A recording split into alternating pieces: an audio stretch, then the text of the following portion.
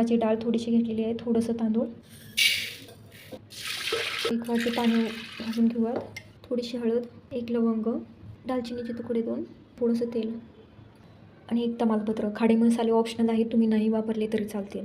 आपण मीडियम हीटवर 2-3 शिट्ट्या काढून घेऊयात.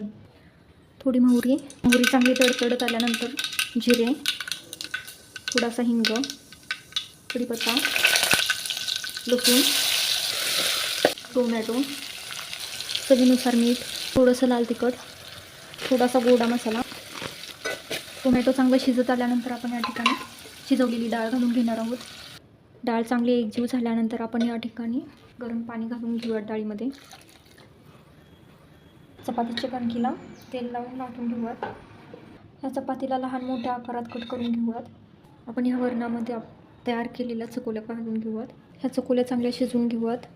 आपल्या गरमागरम चकोल्या